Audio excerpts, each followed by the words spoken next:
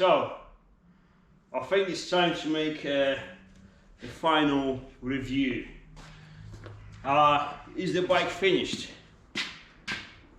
This thing's never gonna be finished, so no, but it's close enough to make a good review. And I'm happy with the result. Well, let's wait. In a week's time I'm going to see Lee Waters again at his enduro place. He's gonna whoop my ass. He's gonna put me on the test. I'm gonna put the bike on the test, and then we see if I made the bike better or worse, not just uglier. Because let's be honest, this was a very nice bike, and now it's a lot of things, but it's not nice. So yes, I kind of ruined the bike, the look of it, but I don't want to start the bike. I don't want to take pictures, you know, flashy, nice, polished stickers, and then accessories, how much money I spent on the bike, and then nice bags for 240 quid when we can buy them for 30 quid, and all that stuff. Yeah, she's rough. But this is still pretty much brand new Tenere 700. I'm just trying to make it race ready. To be honest, it probably would be better if I invest at the same time and same amount of money into my skills. I guess the result would have been better as an overall. So making myself better, we will have a better result with me obviously better on the standard bike than this, with me being crap at riding. So let's, you know, take that box out. We know, we don't have to say it. The bike is, in my view, much better now, but again, the bike is something that's ridden, so it has to be dynamic. Stationary, when you move it, doing this sort of things, yeah, you may feel better, but then you have to really go out and test it. However, there are things that must be better, because the weight reduction, no matter what, is a good thing. A better weight distribution, no matter what, is a good thing. A better ergonomics, no matter what, is a good thing. Now, let me explain. The loss of weight, we removed a lot of weight. I've weighted the bike now with the naphtha and the light and everything. She weighs around 165, 168 kilograms. Okay, that's dry. Dry means no fuel, but all the liquids, so coolant, oil, and and a brake cleaner, brake fluid, Jesus, you don't want a brake cleaner in there. So all the fluids are part of the fuel, obviously. Now, why the bikes are actually weighted dry as no fuel, but everything else? Because the fuel is a very big variable. You have to have your engine full of oil, otherwise you're not going far, and all the liquids, that's in your oil, and no matter what, that doesn't change. But the fuel changes, especially when you have a big fuel tank. Now, for example, this one came out with 25.5 liters of fuel. So how'd you calculate it? Half the tank, 3/4 of the tank, full tank. Full tank you can calculate it, but for how long are you gonna run with a full tank? Not far, because you consume that fuel. Are you gonna run in reserve? Nah, you're not gonna be too much in reserve, because again, you're not gonna run far. So roughly I do about half a tank, because that's the most of the time the bike spends at half a tank of fuel, because between full and half and empty you will have. So as you see, it's very variable. When I'm gonna take it to training with Lee, I know he's gonna whoop my ass. He's gonna be something, he's gonna put me through places that are very difficult for my set of skills, obviously. Someone good, you take portage, you'll be like, mate, that's easy. That's like, you know, I walk on the beach. Yeah, but we're not talking aliens, we're talking normal people. So I'm gonna put probably like, I don't know, 10-12 liters of fuel. That will be enough. That will be plenty. Because the van is down there. If I run out of fuel, pop down and chuck it more. Why should I make my life difficult to fill this up with 25 kilograms when I can only add 10? So again, it's very good. That's why we wait them dry. Now, so let's say with 10 liters of fuel, so enduro training mode, this will be 175 roughly kilograms. So it's pretty good. It's pretty good against about 200, 205 with fuel. And again, standard fuel tank is only 16 liters. 15, 16 when you really top it up, but who's got this Tenere 700, you know that the last drops, they're very difficult to fill up, so 15. This one now is 25.5, and you can fill it up till the very end very easily because it's obviously big fuel cap and all that stuff. Now the bike is very, very unusual now, and before anyone tries to say that, oh, you're trying to make it Tenere 700 a dirt bike, I'm not, actually not. It just came out like this. You know, the series from the KTM 690, I love those bikes, but also don't like some of the things about them.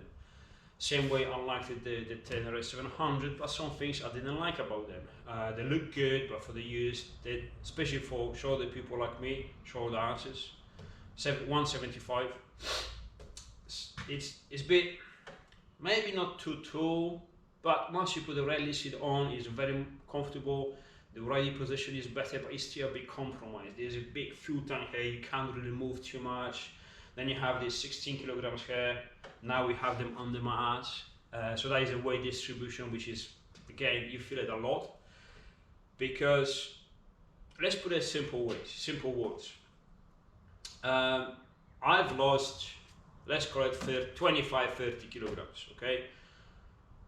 Does it feel like you lost 30 kilograms? No. It feels like I've lost 50 kilograms because the weight that remains on the bike is distributed in a better way. Means it's lower down and more to the center of the bike. There's nothing sticking out after the wheels. The naphtha, as you see, the standard lights, all the stuff, it disappears. My old naphtha had disappeared, I made a new one. It's a bit of compromise here, I'm gonna show you, I've done something stupid probably, but I kind of like it.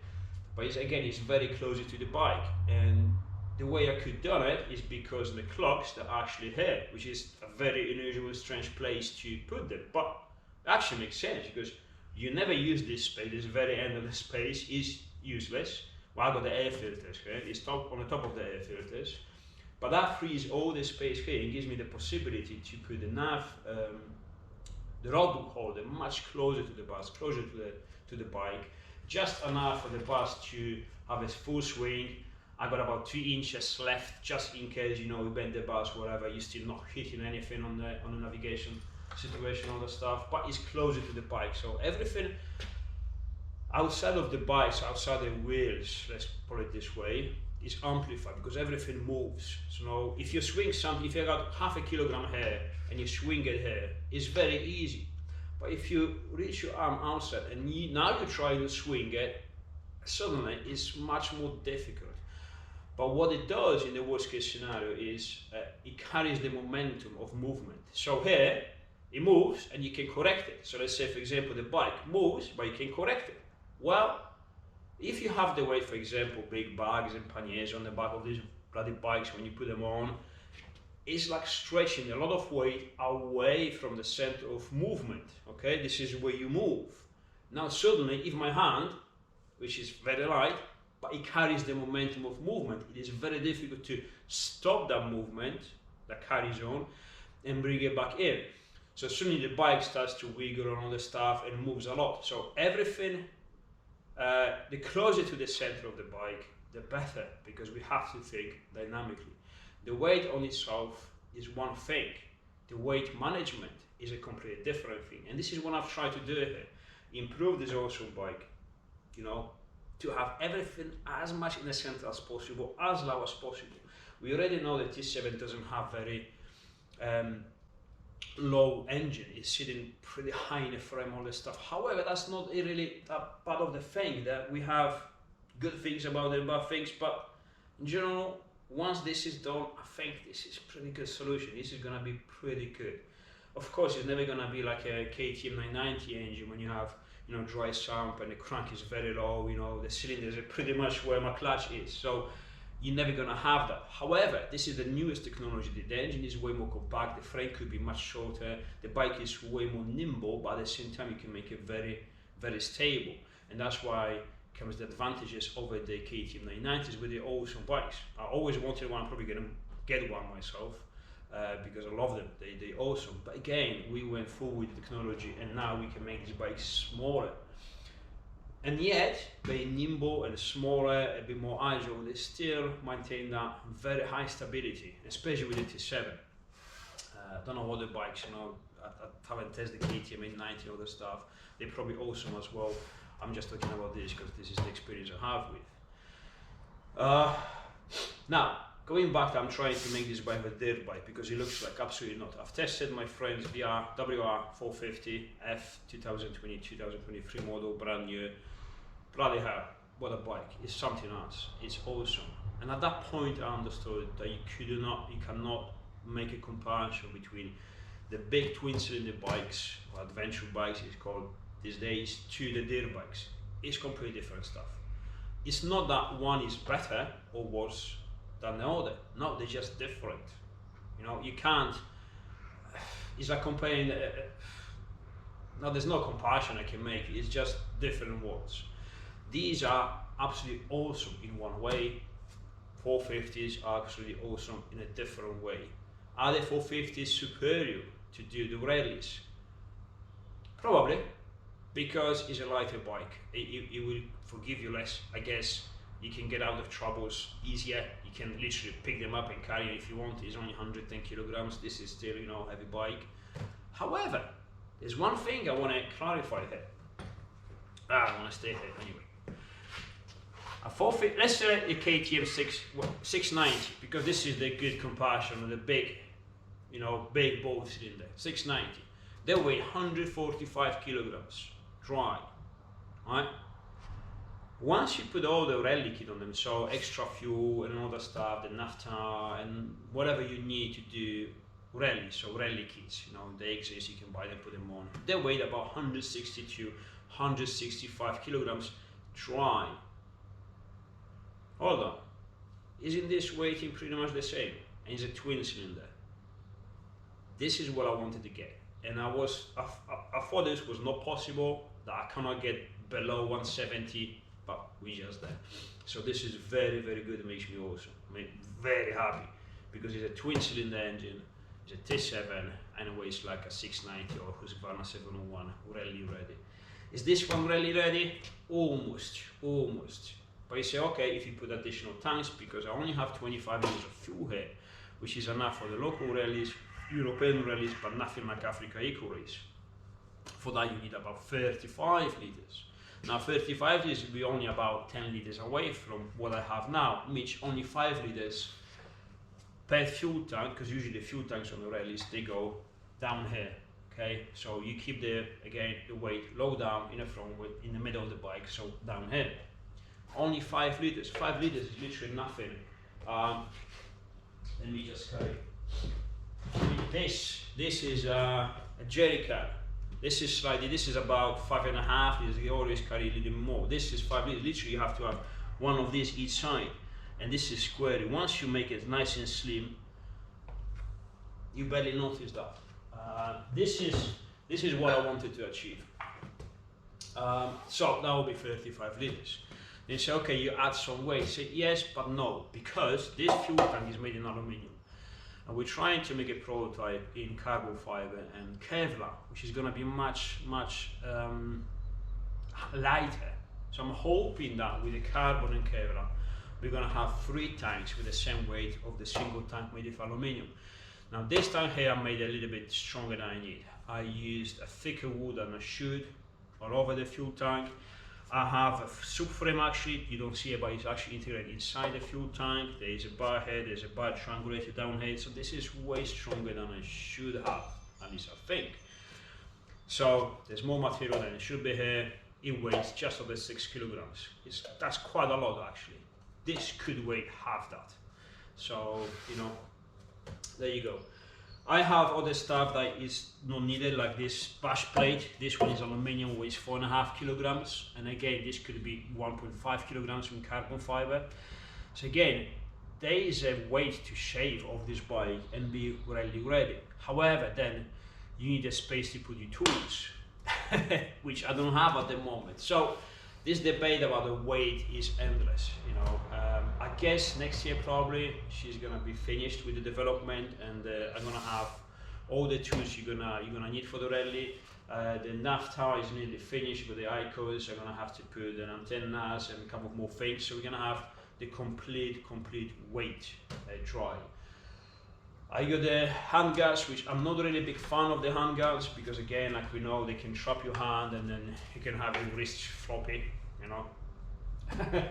After a nasty crash, I don't like them. I like the bike with nothing here, and I would prefer that. But I know what he's gonna do with me, and again, he's gonna whoop my ass. The bike is gonna go down so often. I just, well, you know, I put them down, and I don't know. There's no solution, you know. If they should be or not, is pick your guess, you know. It is what it is. So, what else about the bike? I guess I'll give you a tour around it. Let me just move it away from the car so you're gonna see it better when I move the camera.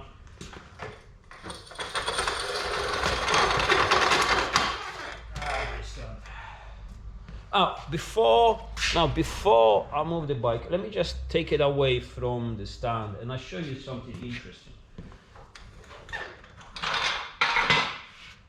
First of all, stay. Whoa. Okay, let me move it about a little bit. Move this stand away. Now, before, hope you can see me, yes. Before, when the bike was leaning roughly here, off-road, that's it, she was going down. Because you have not much grip on there. The seat was slightly taller, it was only 20mm taller. It's not a big difference, but it makes a huge difference when you're actually on the bike. So the triangulation between the seat, my ass, how much I can swing it out and put my leg down quickly, so I can put my leg down away from the bike with not much distance, so the triangulation is very short. So here we go, and then you got the weight here, everything is up and down, it's heavier, and she was going down. It's like, don't fight with the bike, put it down, let her go. It's actually easy to pick it up, don't fight with it. Now, because it's obviously because it's lower, I can put my down here, my leg here, and look. This is still, I'm not mega comfortable here, but I can pick it up without fighting. Okay, so twice the angle. Again, it's a big bike. If she goes over that, she goes down. But now let's say, okay, but if you put it up, if you put it down, is it difficult to pick it up? Well, remember one thing.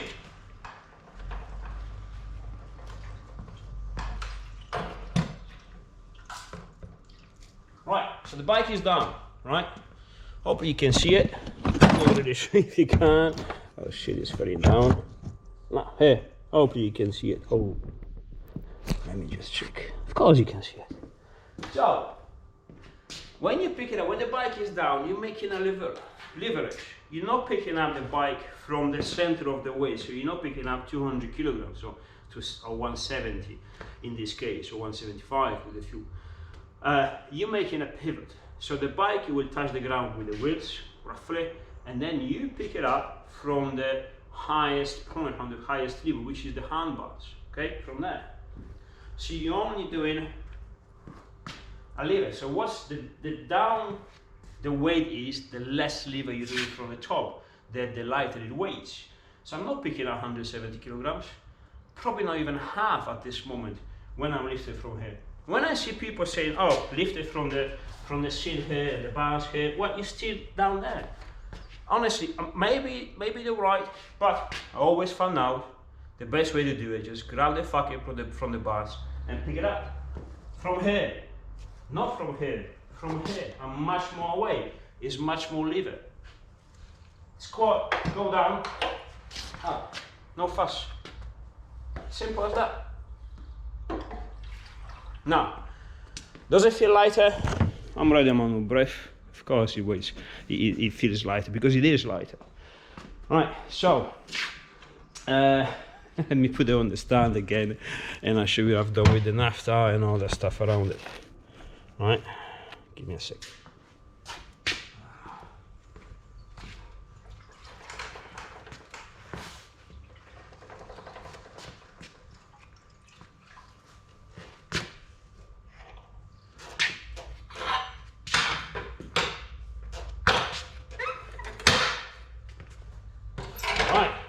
Before the battery runs out in the camera, which is already 12%, I'm not gonna finish this in one go.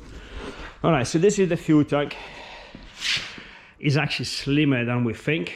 The original bike, believe it or not, is slightly wider. So I made this bike actually slimmer. Yeah, it was visually it looks like fatty on the back because obviously you got this big chunk of aluminium, but I took the plastics and they actually stick out about 15 mils each side. So it's actually slimmer. The front, we're not gonna discuss how ugly this is. I know this is just prototyping, and I have to actually make a few vents here for the hot air from the radiator going out instead of straight to the engine. So this is what the bike is here at the moment. This is the naphtha and this is the lights. Believe it or not, this is a light from my van. I shit in you not. If you don't believe me, I need to show you because you're thinking I'm kidding you.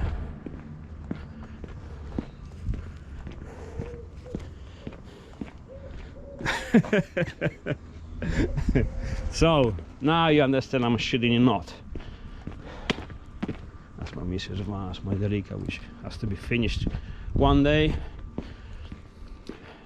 Now from this perspective you can see how slim the bike is. Now I don't really like the look of this bike in the front yet because I think apart it's not symmetric. I've made these ones taller than these, whatever. Again, I'm not paying attention on that, but I want this to be like out slightly so this line goes straight and around the forks, but again I'm gonna work on this. I don't want to work too much, I don't want to spend too much time on this bike for now. I want to test it first, because if I test it and I say okay, something is not right, I can fix it. It's easy. I didn't spend too much time on doing the prototype now. If I were to finish everything now and I spend a lot of time and money, blah blah, to make it nice and beautiful, exactly the way I want it to look, and then I'm gonna find out it doesn't work the way I want it, I have to put everything in the bin and start over again. So, you know, this is the process of development. The bike mechanically is finished. It's now just ergonomics and well, aesthetics. I only need to sort this stuff out, to be honest. All the rest is, I'm fine with it. Fuel time, we're gonna test it, but pretty much it's gonna be good. The naphtha, like I say, the original bike, the light is actually here, roughly. This is 2 inches towards the bike, toward the headstock. Yes, I'm still running this shitty bolt because again, I'm just finished it yesterday. I finished to put the new ICO on yesterday, which goes really neat and clean. The wires is all integrated, you know, so the wire is gonna be inside. You have the light inside the naphtha. Plus this one actually is not a great choice because it's big and is actually heavy. This is twice the weight than the 2 square lights I had. So on this one I'll run a compromise, but I want to test it at night because this makes a huge amount of light and very, very deep. It has the side lights, it has these side lights, this one's here, you believe or not, but they're nearly spraying light at 90 degrees, so you see everything around it.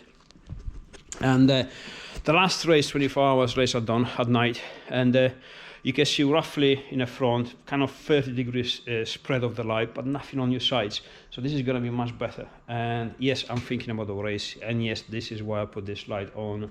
And so yeah, that's a bit of a compromise, but I think it's going to be all right.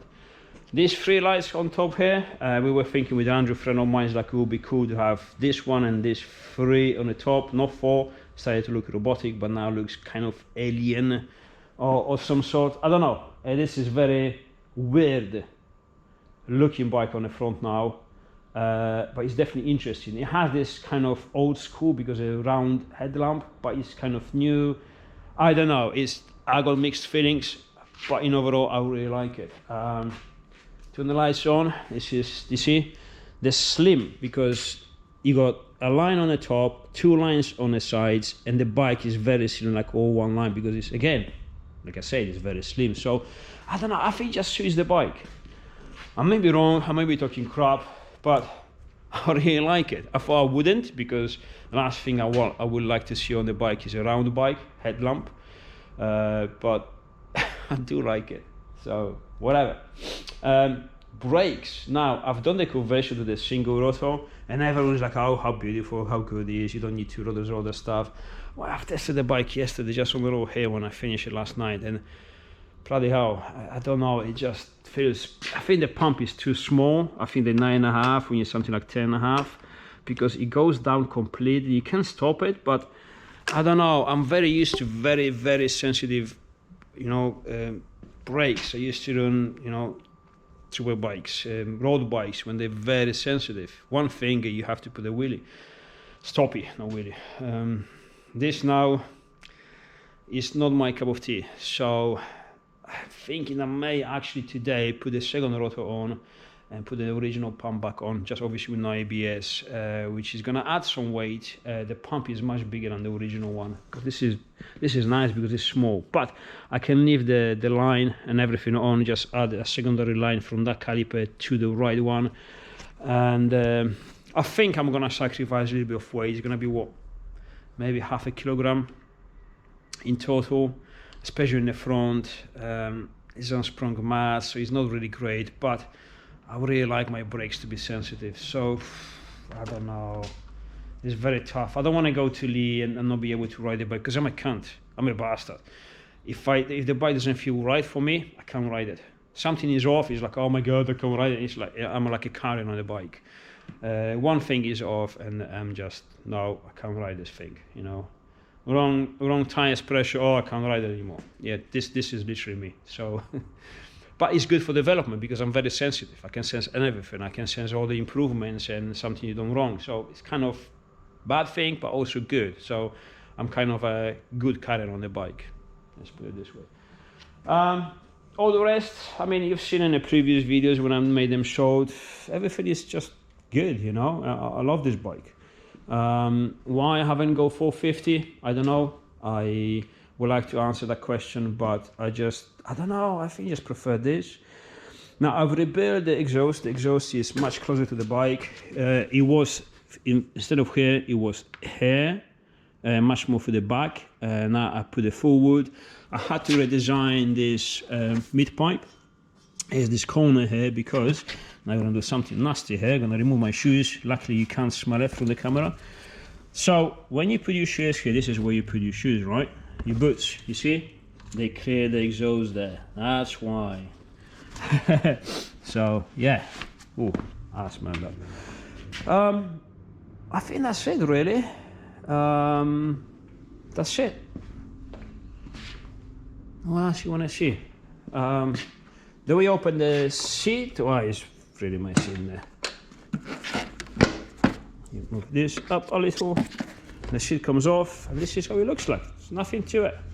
So you got you obviously blah blah, these wings, they bring the air from the filters, which they hide in there.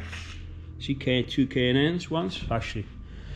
One is DNA, I'm gonna change it today because my other can just arrived, so I'm gonna put it on. Again, this is all wrinkled like all my balls, but you know, I'm not really good with plastics, so we have to figure something out. But again, once I know this works the way I want it, before I need to do any modifications, and then we're gonna make it sort of pretty. It will never be as pretty as it was originally, but it is what it is. All the batteries, all the electrics is here.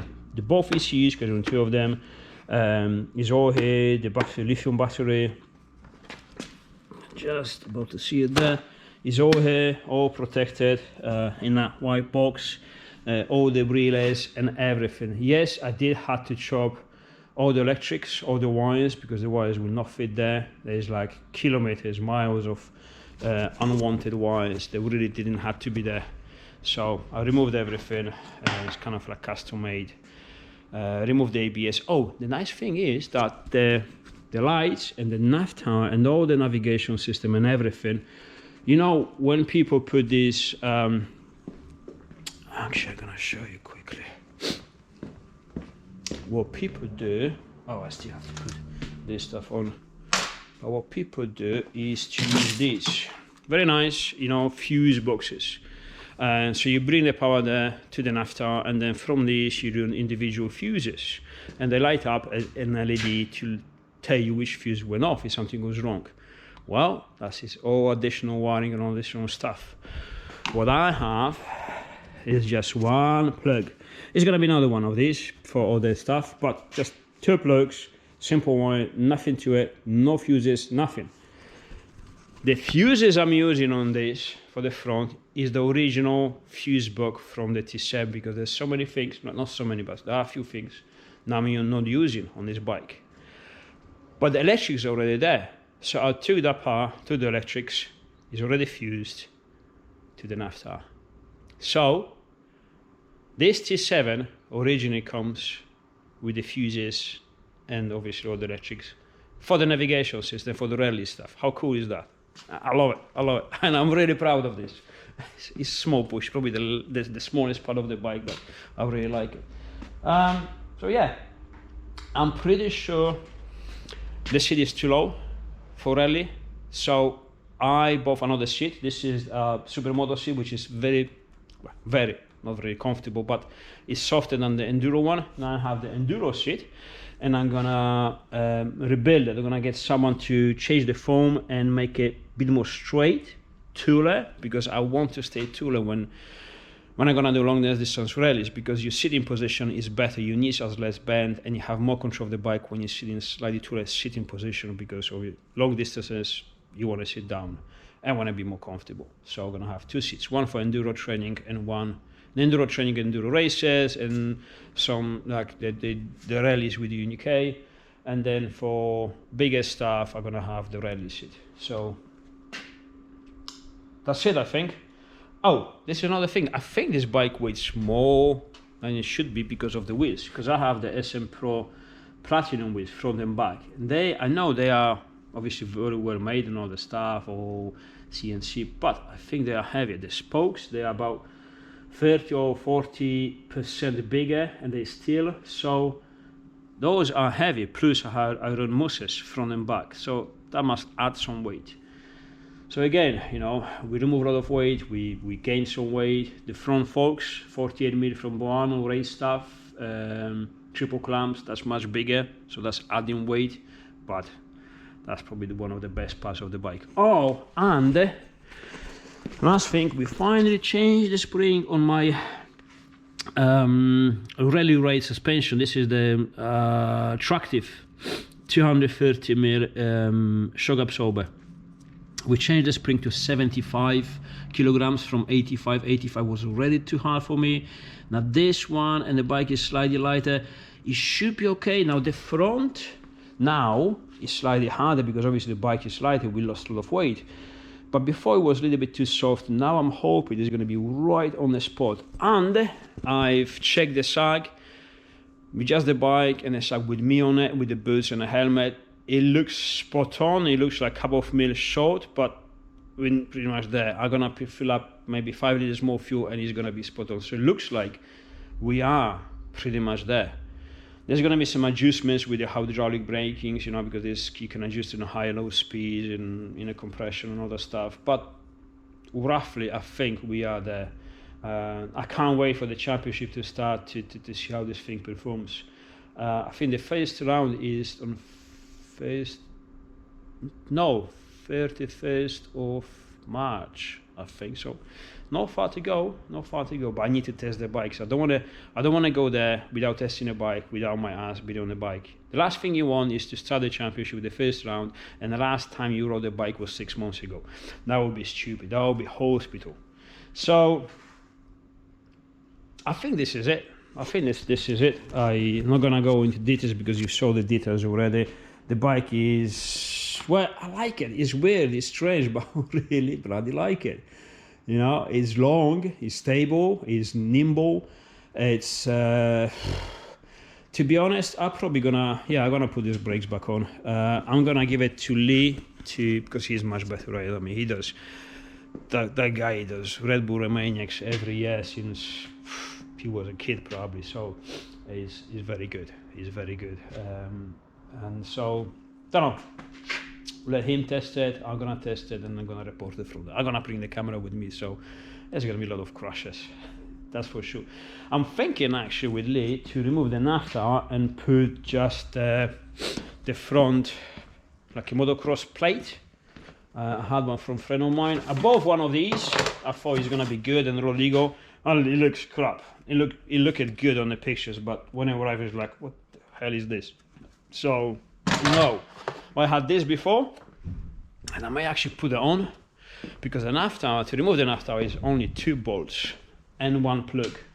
That's it, and it's independent. You don't have to run the clocks or anything, because it's all enclosed, it's all inside the bike. So remove that, put this on a couple of zip ties, and off we go. And so there's less risk of breaking anything on the naphtha, because this shit is expensive, and I don't want to break it just for training when I know I'm gonna push the bike over the limits of me, not the bike, because I'm not able to push this bike on its own limits.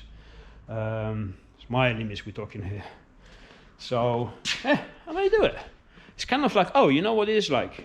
Have a look on KTM 990, on KTM 950 SE Super Enduro. Beautiful bike, something very, very good, very awesome. And I think with this on, this is that sort of thing. Bit more modern, a bit more different, but that kind of ideology. A super enduro, you know, big twin enduro. Why not? Actually, I'm gonna try it now. Right, that's it. I'm gonna report from Lee, and now it's time to make another video. I'll do it now before I start working on the progress on MR2s, because we're actually ready for the production finally. From next week, I'm ready to produce all the bits. Engines are everywhere being prepared, all the parts being prepared. I'm covered with all the single parts. We got the shallow sumps, we got the engine mounts, all the engineering is going on, all mixed obviously with with the motorcycle stuff. Christ, yeah, I'm busy. I'm working every day. I'm here every day. Too much. I need to slow down. But there's one bad thing: we can't put these pegs back on for my missus. She's very upset. So today, actually, once I finish that, I'm going to buy another motorcycle so we can still go into, because this is, we bought the Tenere 700 to go, me and her, just camp, you know, nothing crazy. And now I'm doing the championship, and I got no place to put her on the back, and no pegs, no possibility to put the pegs on the back. So I need to buy another motorcycle. I'm doing it today. Is a mistake? Is a huge mistake, financial mistake. Do I have the money to buy another motorcycle? Absolutely not. For the last 2 months, I've been spending so much money putting into the business that I'm getting close to getting bankrupt. And also this fucking cost me so much money, plus the business and all that stuff. So buying a motorcycle today, another one, is a big, big financial mistake. Does it make me happy? Absolutely. Will I regret it? Probably, but not today. So let's do it.